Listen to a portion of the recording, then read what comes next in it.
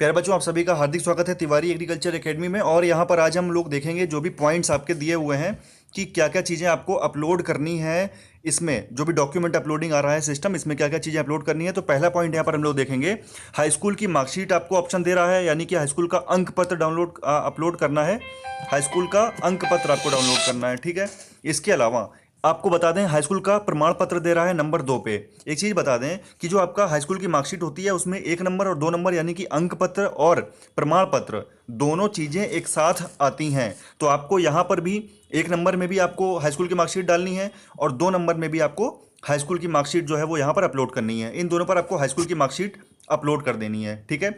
इसके बाद तीसरे पॉइंट पे आते हैं बच्चों। तीसरे पॉइंट पे देखिए, वही चीज़ दी हुई है आपको इंटरमीडिएट के मामले में। इंटरमीडिएट में भी इंटरमीडिएट की मार्कशीट पूछ रहा है, फिर कह रहा है कि इंटरमीडिएट का प्रमाण पत्र अपलोड करिए। तो यहाँ पर दोनों में ही आपका इंटर का जो है वो, जो इंटर की जो जो रिजल्ट है आपका, वही पीडीएफ बना के यहाँ पर आपको अपलोड करना है। याद रखना है, जितने भी डॉक्यूमेंट अपलोड करने हैं वो 1 MB से कम हो, उनका साइज 1 MB से कम होना चाहिए, ठीक है। इसके बाद अगला पॉइंट देखते हैं बच्चों। पांचवा पॉइंट यहाँ पर दिया हुआ है, निवास प्रमाण पत्र अपलोड करें। आप सबने अपना निवास प्रमाण पत्र बनवाया है, जो भी हो, नया पुराना, 1 साल पुराना, 10 साल पुराना, 2 साल पुराना, जितना भी है, परेशान होने की कोई ज़रूरत नहीं है। आप उसे अपलोड करिए, जो भी प्रेजेंट टाइम पे आपके पास अवेलेबल होगा वही आप अपलोड कर पाओगे ना। अगर ऐसा ऐसा पॉसिबल है, ऐसा अगर हो सकता है कि आपके पास 1 या 2 दिन बाद अगर 12 तारीख से पहले पहले नया बन सकता है तो आप बनवा के उसको ही अपलोड करिएगा। अगर नहीं बन सकता है तो प्रेजेंट टाइम में जो भी है आपके पास आप उसको अपलोड कर दीजिए, निवास प्रमाण पत्र। यहाँ पर पांचवें पॉइंट की बात भी हो गई कि यहाँ पर क्या अपलोड होगा।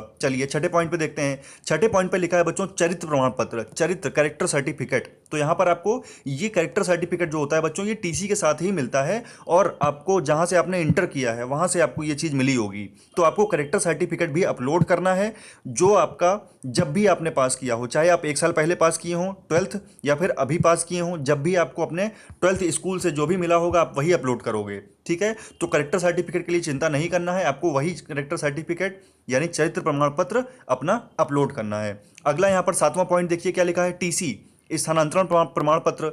तो आप टीसी अपलोड करिए, टीसी अपलोड करिए। यहाँ पर आप 7वें पॉइंट में टीसी अपनी अपलोड करेंगे। इसके बाद आगे बढ़ते हैं, 8वां पॉइंट बच्चों देखते हैं। यहाँ पर 8वें पॉइंट में आपको बोल रहा है, क्या बोल रहा है, अपलोड सर्टिफिकेट एंड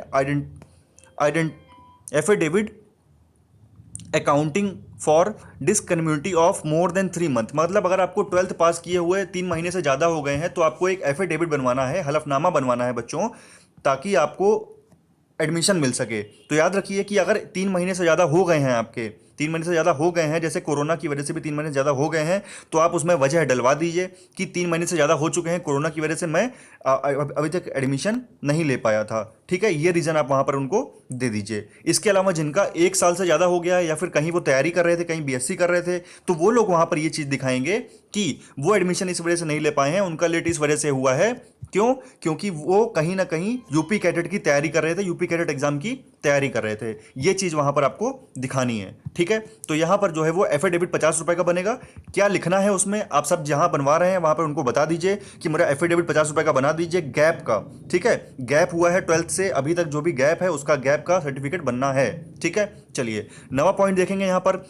यहाँ पर जो भी स्टूडेंट था ओबीसी है, तो यहाँ पर ओबीसी का सर्टिफिकेट उसे अपलोड करना है, यानी कि जाति प्रमाण पत्र उसे अपलोड करना है। जो भी एससी होगा वो अपना एससी का यहाँ पर अपलोड करेगा 9 नंबर में, और जो भी एसटी होगा वो एसटी का अपलोड करेगा। जनरल वालों को कुछ भी अपलोड नहीं करना है। 10वां पॉइंट देखिए यहाँ पर क्या लिखा हुआ है, identity proof of candidate. Identity proof के लिए आप आधार कार्ड कर सकते हैं, ये कंपलसरी नहीं है क्योंकि इसमें स्टार नहीं लगा है बच्चों। 10वें पॉइंट में स्टार नहीं लगा हुआ है, ये कंपलसरी नहीं है, ये जरूरी नहीं है। जितने भी पॉइंट यहाँ पर दिए गए हैं जिनमें जिनमें स्टार लगा है वो सारे के सारे जरूरी हैं, काउंसलिंग में आपको अपलोड करना है वो, ठीक है।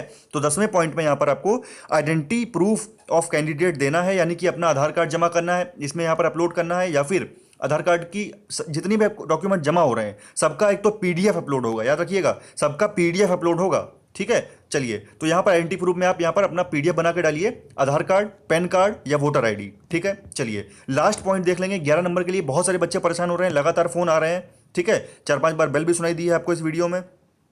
तो यहां पर देखिए, जो अटेस्टेड एप्लीकेशन है, यानी कि जो आपने यूपी कैडेट का एक फॉर्म भरा था, यूपी कैडेट का आपने फॉर्म भरा था, तो यूपी कैडेट का फॉर्म भरते समय आपको एक प्रिंट आउट दिया गया होगा एप्लीकेशन फॉर्म का, ठीक है। एप्लीकेशन जो फॉर्म है यहां पर उसी की बात की जा रही है, अटेस्टेड एप्लीकेशन फॉर्म, यानी कि यूपी कैडेट का फॉर्म भरते टाइम यूपी कैट का फॉर्म भरते टाइम आपको जो एप्लीकेशन फॉर्म निकला था, एक फॉर्म निकला था आपको भर के कि बच्चों ये आपका फॉर्म है, साइड में फोटो लगी हुई थी, पूरे की पूरी डिटेल उसमें आपकी थी। उसी फॉर्म को लेके जाइए या उसकी फोटो कॉपी लेके जाइए अपने प्रिंसिपल के पास, जहाँ पे लास्ट में आपने 12th किया हुआ है, या फिर जहाँ भी आप थे, तो आपने जहाँ से 12th किया प्रिंसिपल के पास जाइए, उनसे कहिए सर इसको अटेस्टेड कर दीजिए, इसमें अपनी मोहर लगा दीजिए, अपनी साइन कर दीजिए। जब वो उस एप्लीकेशन फॉर्म पे आपके यूपी कैडेट के फॉर्म पर अपना साइन कर देंगे, मोहर लगा देंगे, उसके बाद आप उसको क्या करोगे, फोटो खींचोगे, उसका पीडीएफ बनाओगे, वो पीडीएफ यहां पर आपको अपलोड करनी है। ठीक है, कंफ्यूजन नहीं होना है, कंफ्यूज मत होइए, परेशान मत होइए।